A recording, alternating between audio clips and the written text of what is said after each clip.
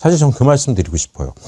사법부가 당시에 장갑차를 동원해서 국회를 침탈하는 거는 위헌이다. 지금도 걸핏하면 위헌 소지라 그러잖아요. 예. 무슨 뭐 법사위에서 사법개혁 3번만 하면 위헌 소지가 있습니다. 위헌입니다. 아니 그 당당한 사람들이 장갑차 앞에선 한마디도 안 했어요. 심지어 그 이후에 2차 계엄이 시도되고 그다음에 구속을 거부하면서 총기를 사용하라는 명령까지 내릴 때도 그건 불법한 헌정 질서를 뒤흔드는 행위다. 한마디도 안 했습니다. 그 고통이 누구에게 갔습니까? 만약에 계엄이 벌어지는 날 밤에 사법부 수장이 군을 동원해서 국회를 유린하는 것은 위헌입니다. 평소에 하듯이. 평소에 사법개혁 반대하듯이. 한마디만 했으면 행정부 위축됐을 겁니다. 아, 나 탄핵되겠구나. 조심해야 되겠구나. 어떻게 2차 계엄에 엄두를 내고 거기서 그 경호부대를 동원해가지고 자기를 구속하라 는 사람들에게 저항을 하려는 시도를 못했을 겁니다. 바로 꼬리를 내리고 무릎을 꿇었을 거예요. 조희대 탄핵 궁금한 거 있는데 가서 좀 여쭤봐도 되나요? 안에 들어가서 얘기하시죠. 진짜요? 네, 들어가겠습니다. 얼마 전에 네. 조희대 네.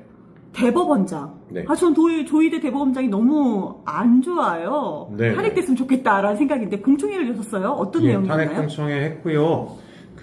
사실 탄핵 소추안을 저희 의원실은 이미 준비를 다 했고 탄핵 소추안을 오, 벌써요? 예, 네. 준비를 다 한 상태고요. 네. 어쨌든 탄핵안을 발의를 하려면은 100명 의원들의 발의가 필요합니다. 그렇죠. 서명이. 그래서 이제 많은 의원님들과 또 촛불행동 현장의 활동가들, 전문가들을 모시고 탄핵이 굉장히 필요하고 시급하다라고 하는 공감대를 만들기 위해서 절차적으로 그런 과정들을 좀 만들었고요. 네.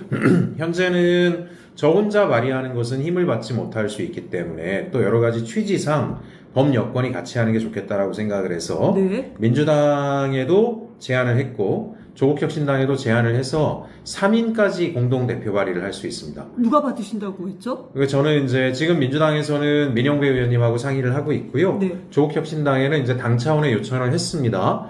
다음 주 월요일에 조국혁신당이 내부 논의를 통해서 당 차원에서 같이 결합을 할지 정해서 아니면 김준현 의원님이나 박은정 의원님 두 분 중에서 한 분이 공동대표 발의로 참여하는 쪽으로 이야기를 지금 계속 하고 있는 상황이라 아마 다음 주에는 발의가 들어가지 않겠는가. 예. 아니, 공동 발의 요청이.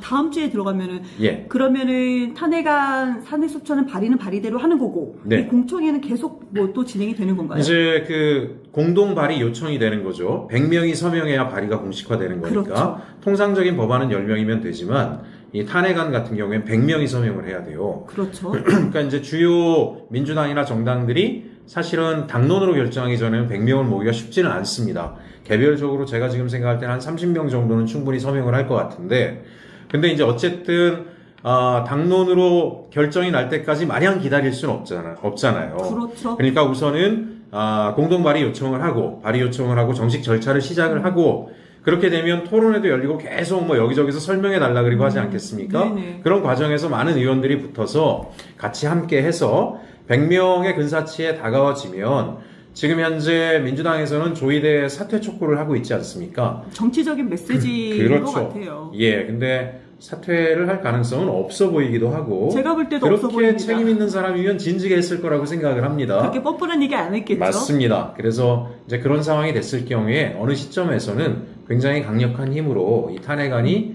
발의가 돼서 추진이 될 것이다. 저는 그렇게 생각하고 있습니다. 그러면 최혁진 의원님께서 네. 지금 무소속이시기 때문에 좀 더 추진력 있게 할 수 있는 건데 뭐 자유롭죠. 조금 네, 근데 상대적으로. 민주당에서는 예. 왜 당론으로 안 된다고 들으신 내용만 좀 설명 부탁드릴게요. 뭐 특별한 건 충분히 탄핵해도 될 만큼의 그동안에 이제 불법적 행위에 또 내란에 동조했거나 방조했거나 여러 가지 헌법을 위반한 정황들이 보인다라고는 하지만 네. 어쨌든 그래도 사법부의 수장이니까 사법부 수장에 대해서 그냥 무조건적으로 탄핵으로 달리기보다는 그런 과정들을 일단 절차들을 밟아나가는 게 좋지 않겠는가라는 의견을 가지신 분들이 좀 있는 것 같고요. 여당이어서 그런가 민주당인데 그럴 수 있죠. 예. 진보라고는 안 해야 되겠다라는 생각이 듭니다.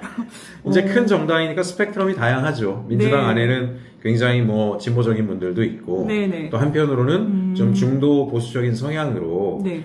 그런 입장을 가지신 분들도 있으니까 이게 당론으로 되기에는 모두가 합의할 수 네. 있을 정도의 수준까지 무르익어야 되는 거 아니냐. 네. 뭐 이런 입장을 가지실 수도 있는 것 같고요. 지난번에 한덕수 탄핵하려고 했다가 안 됐잖아요. 그런 경험도 트라우마처럼 있을 수도 있습니다. 네, 그러면 탄핵안을 발의한다는 것은 예. 국회에서만 통과된다고 해서 탄핵되는 것이 아니기 때문에 네. 위헌, 위법 명확해야 되잖아요. 그렇죠. 지금 발의가 사실 되고 뭐 만들 준비되셨다고 하기 때문에 예. 어떤 내용인가요? 위헌 위법 사유는 명확합니다. 근데 지금 주춤하는 이유는 뭐냐면 대한민국이 사실은 네. 민주주의가 많이 발전했다라고는 하지만 저는 여전히 기득권과 특권층에 굉장히 유리한 정치 환경이 조성되어 왔고 더 심화됐다라고 생각을 하고 있어요. 네. 그게 이제 윤석열 정부의 탄생과도 맞물려 있다라고 생각을 합니다. 그렇죠. 단적으로 탄핵은 좀 더 용이하고 쉬울 수 있는 게 정상적인 국가입니다.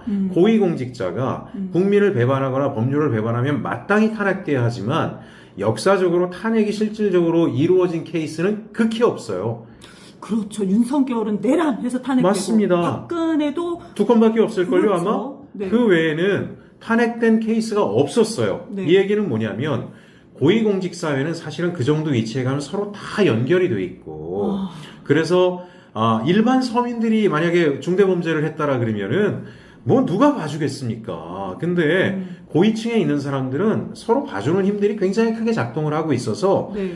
범죄냐 아니냐가 탄핵을 결정하는 것이 아니라 네. 정치적 영향력과 네트워크라고 하는 것 자체가 탄핵에 영향을 미치는 게 한국 사회의 역사였어요. 네. 그래서 저는 일관되게 고위공직자나 고위직에 있는 사람들은 더 큰 책임이 있다라고 하는 게 통상적인 관념이잖아요. 한국 사회에 역전돼 있잖아요. 대통령께서도 계속 얘기하는 게 큰 권한에는 큰 책임이 따라야 되는데 큰 권한은 있지만 작은 책임만 지는 게 한국의 역사였어요. 네. 저는 탄핵이 용이해야 된다라고 생각을 해요. 그러니까 그렇게 따지면 조희대 같은 경우에는 법 위반 사항들이 너무나 명확해요. 가장 보면 국민을 배신한 게 제일 큰 고위공직자의 탄핵 사유죠. 예를 점이 들면 명확한가요? 내란 계엄의 밤에 사법부의 수장은 마땅히 불법적 계엄에 대해서 명확하게 입장을 밝히면서 국민을 보호하는 본인의 역할과 책무를 다했어야 돼요.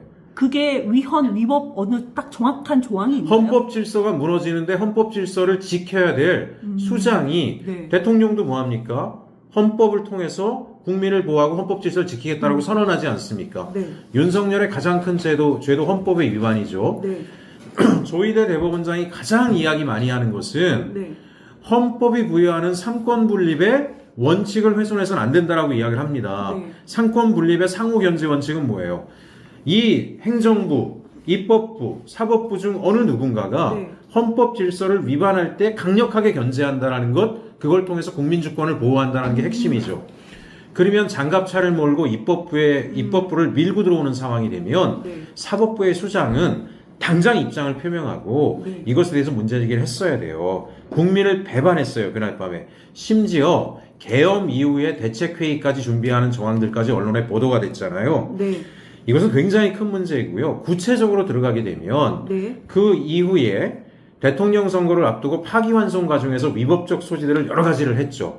이재명 대통령의 그때 당시 2심 무죄를 받은 그렇죠. 파기환송, 유죄, 추재, 파기환송 말씀하시는 거죠. 그렇죠. 그 상황은 대통령이 탄핵이 돼서 윤석열이 탄핵이 되고 내란을 빨리 수습하는데 1차적인 과제가 새로운 지도부, 소위 대한민국의 대통령을 선출을 해서 네. 대한민국의 헌정 질서를 바로 세우는 게 가장 중차대한 과제인데 네. 거기에 관여하려 했어요. 그걸 비틀려고 했어요. 그것이 파기환송심 과정 안에 다 드러나지 않았습니까? 이 사건은 많이들 아실 건데, 근데 네. 그 부분에서 조희대가 위헌, 위법적인 게 명확하게 뭔지 좀 궁금합니다. 일단 첫 번째로 그 상고심에 네. 그 파기환송심 그 할 때 네. 무죄 판결이 나서 올라오지 않았습니까? 근데 지금 보면 정상적인 절차에서 보게 되면 20일 정도의 상고 이유서 제출 기간 후에 네. 그 다음에 무작위 배당을 통해 가지고 소부를 선정해서 하는 게 원칙인데 이미 3월 30일경에 지금 드러난 정황은 별동대를 만들었다. 별동대. 네. 사전에 이 공동재판 연구관실의 일부 자기 라인들을 통해 가지고 결국 미리 이 관련된 내용들의 검토를 시작을 했다라고 하는 게 하나 나오고 있고요. 네. 또 하나 전원합의체를 조희대 대법원장이 이거 전원합의체로 가자라고 3월 30일에 국정감사 과정에서 다 밝혀지지 않았습니까? 그렇죠. 그렇게 해버렸다는 거 아닙니까? 그러면 전원합의체나 소부 중에 하나를 선택해야 되고 정상 절차는 소부를 통해서 심의를 하고 소부에서 심의가 어려울 경우에 전원합의체로 가는 구조 아니겠습니까? 네. 그러면 전원합의체를 먼저 상정을 해서 대법관들한테 미리부터 살펴보라고 그것도 전자문서로 위법하게 살펴보라고 다 이야기를 해놨다가 절차상의 문제가 생길 것 같으니까 소부를 다시 소집을 해요. 네. 소부를 했다가 2시간 만에 다시 전원합의체로 가져가 버립니다.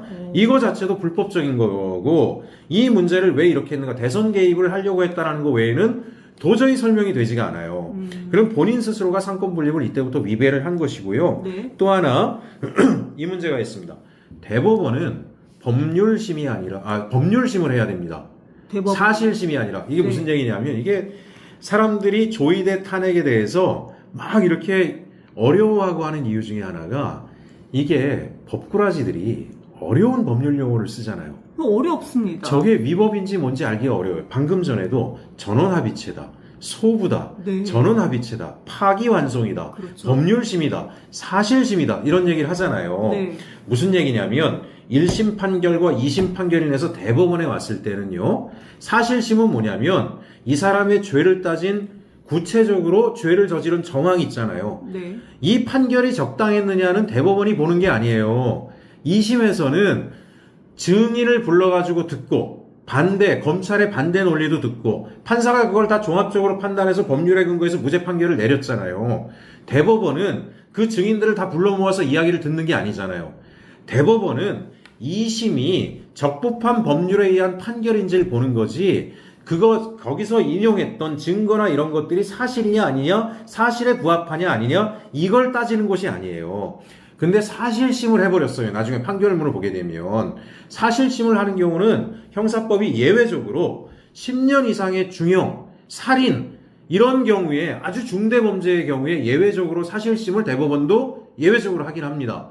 근데 이재명 대표의 1심 판결은 불과 징역 1년 조금 넘는 정도의 구형이었었고요. 선고였었고 2심은 그거를 증인들을 다 불러 모아서 거기에 해당하지 않는다라고 무죄 판결을 내렸으니까 무죄 판결의 법리적 절차 과정들이 적법한 것만 보면 되는 거예요. 근데 대법원이 사실심을 해버려요. 그 판결문에서 대법원이 사실심을 한 것이 나왔다라고 말씀하셨는데 나왔죠. 예. 그러면 그 파기환송했던 그 판결문에 그 사실이 맞습니다. 나왔습니다? 예. 그러니까 이 사람들은 법률심을 해야 되는 사실심을 해버렸어요. 왜 그랬겠어요? 이거는 네. 대선에 개입하려고 했다는 거에 이 역시도 납득이 되지 않습니다. 그 다음에 또 더 황당한 거는 네. 판례 변경 없이 파기환송을 했어요. 2심에서 무죄가 났죠. 2심에서 무죄가 났어요. 네, 맞습니다. 그러면 2심의 문제를 뒤집는 파기환송을 하려면 종전 판례를 변경해야 돼요. 종전 판례가 잘못됐다. 명확하게 이런 부분들이 종전 판례를 변경해야 되는데 판결문에 스스로 뭐라고 썼냐면 종전 판례를 변경하지 않는다라고 명시를 했어요. 종전 판례를 변경하지 않는다라고 했으면 다시 무죄라죠? 2심 결과를 인정을 해야 되는데 파기환송을 했잖아요. 이것도 그럼 위법한 위법한 거죠. 이것도 위법한 거로 볼 수 있는 거예요. 그럼 이걸 설명할 수 있는 것은 네. 결국은 대선에 개입하려고 했다는 거 말고 뭘로 설명이 되겠습니까? 그러니까 그렇게 위법하다라는 것이 이제 그러니까 혐의가 정확하게 다 있는 거죠. 예.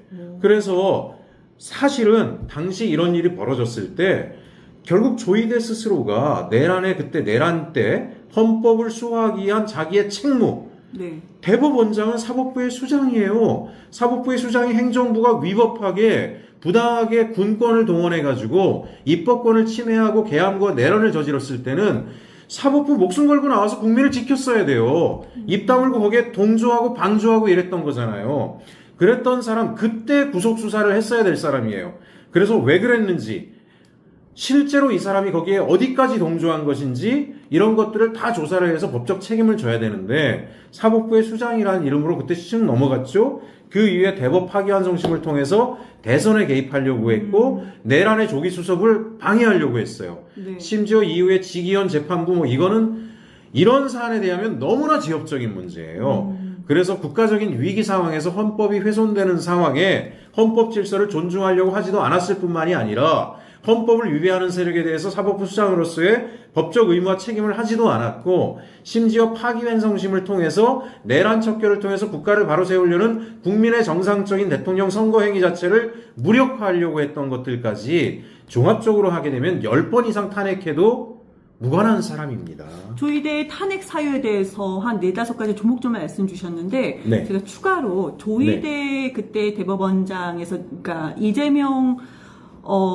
대통령 사건을 파기환송했을 때가 네. 전자문서를 사용하면 안 되는 시기에 네. 전자문서를 사용했단 말입니다. 예. 그럼 이것도 위법한 요소 아닙니까? 이 탄핵 안에 위법한 이거 요소입니다. 들어갈 수 있지는 않나요? 위법한 요소고, 근데 이제 어쨌든지 간에 그걸 확인하기 위해서 국정감사 때 저희 법사위원들이 대법원을 방문해서 그럼 전자문서라도 사전에 봤다라면 그 전자문서를 실제로 봤느냐? 네. 그것도 이슈죠. 7만 페이지나 되는 것들을 그렇죠. 전자문서로 7만 페이지 보는 것도 2016년도에 그 판례가 대법원 판례가 있는데 네. 문서량이 너무 많다 하더라도 무조건 출력해야 된다라고 예. 나왔더라고요. 근데 예. 이 사안도 그럼 왜냐하면 이번에 그 탄핵 그 소추 발의안에 들어가는 건가요? 자, 재판에서 그렇게 엄격하게 문서를 정확하게 보고 판결을 내리라는 이유가 뭐겠습니까? 한 사람의 생명이 걸린 문제잖아요. 재판의 결과라고 하는 네. 거는 일체의 억울함이 발생해서는 안 되기 때문에 면밀히 따져서 결정을 하란 얘기죠. 네. 근데 지금 이재명 당시 후보는 누구예요? 대통령 당선 가능성이 가장 유력한 1등 후보 당시 야당의 1등 후보였잖아요. 네. 그러면 그 얘기는 뭐겠어요? 더 엄밀하게 봐야 되는 거예요. 정상적으로 보게 되면.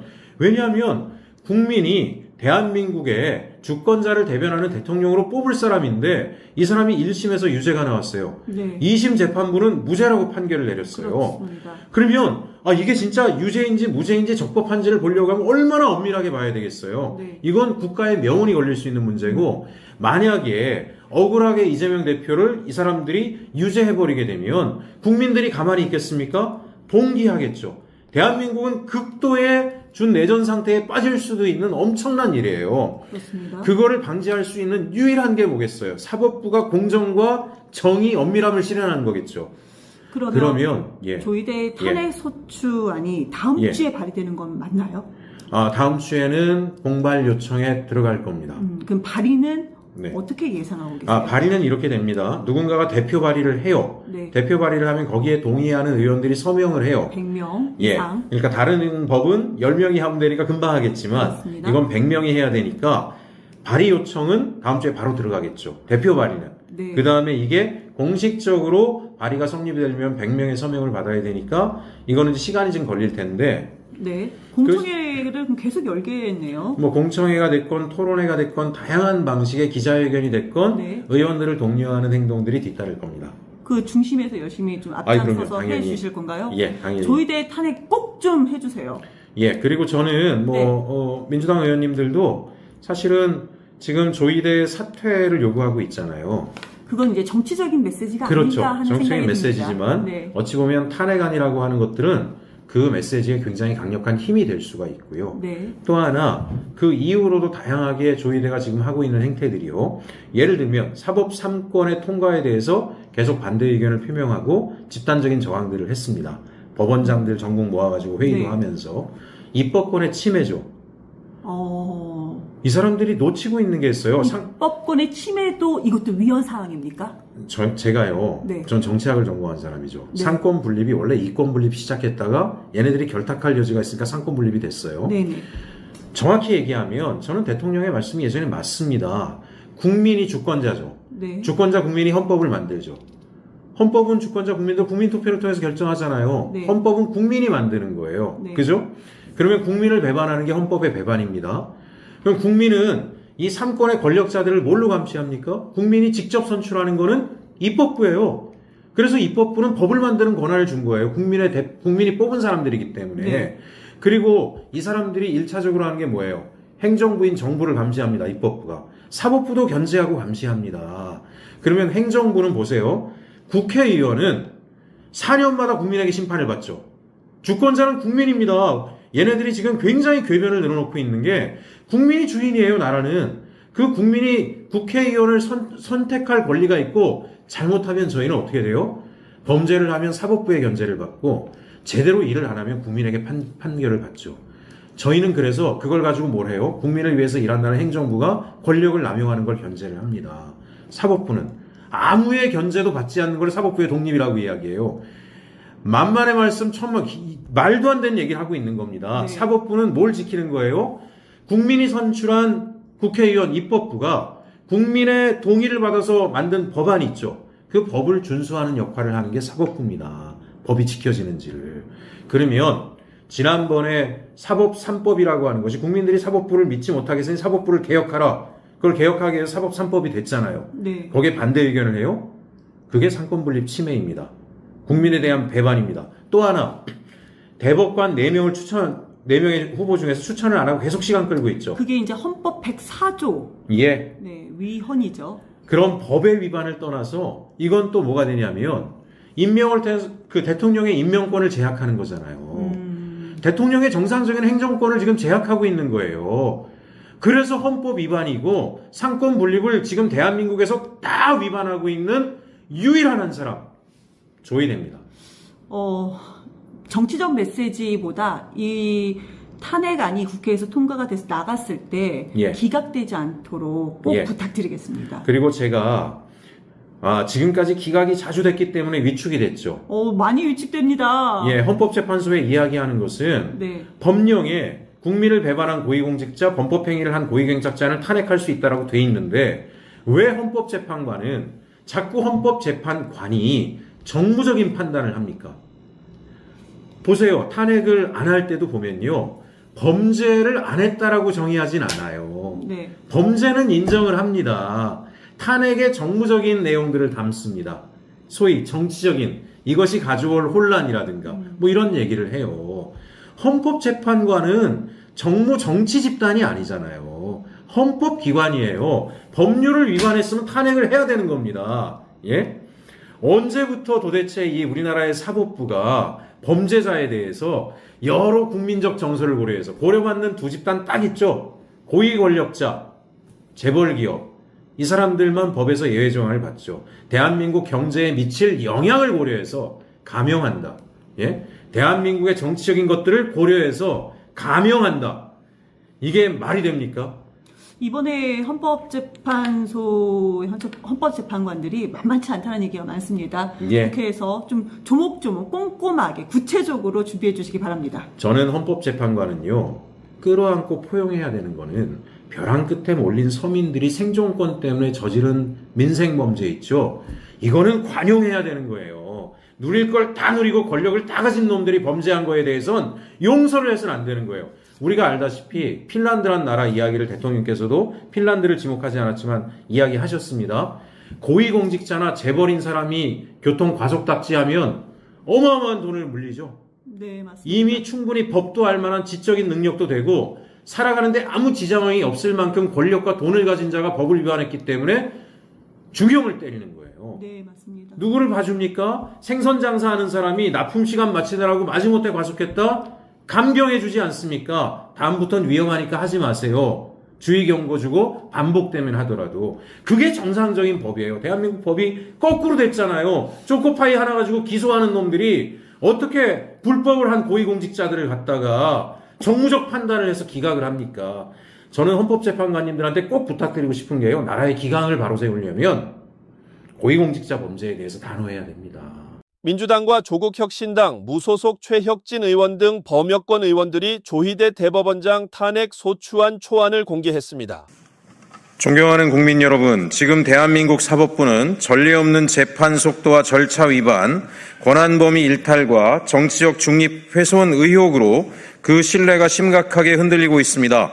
헌법 제65조는 법관이 그 직무 집행에 있어 헌법이나 법률을 위반한 때에는 국회가 탄핵을 소추할 수 있다라고 규정하고 있습니다. 헌법 질서를 위반한 어떠한 권력도 책임에서 예외일 수 없습니다. 대통령도 장관도 예외가 아니었듯 대법원장 역시 예외일 수 없습니다. 지금 조희대 대법원장 탄핵에 나서지 않는다면 그것이야말로 입법부의 직무유기입니다. 저희 의원들은 입법부를 대표해 조희대 대법원장에 대한 탄핵 소추안을 발의하고 헌법 질서를 지키기 위한 국회의 책임을 다하겠습니다. 헌법 위에 군림하는 대법원장을 여기서 멈춰 세우겠습니다. 탄핵 소추안 발의에는 99명 의원의 동참이 필요합니다. 오늘부터 여야 의원들을 한 분 한 분 설득해 탄핵 소추안을 발의하고 반드시 본회의에서 가결시키겠습니다. 무너진 사법정의를 바로 세우고 헌정 질서를 회복할 때까지 끝까지 책임을 다하겠습니다. 국민 여러분 함께해 주십시오. 감사합니다. 2026년 3월 12일 국회의원 강경숙, 권양엽, 김병주, 김준영, 민영배, 문금주, 박은정, 서영석, 장종태, 조계원, 최혁진, 한창민이었습니다. 대한민국 헌정 질서를 정면으로 뒤흔든 조희대 대법원장을 향한 심판의 서막이 올랐습니다. 6만 쪽의 기록을 단 2시간 만에 검토했다는 기괴한 속도전.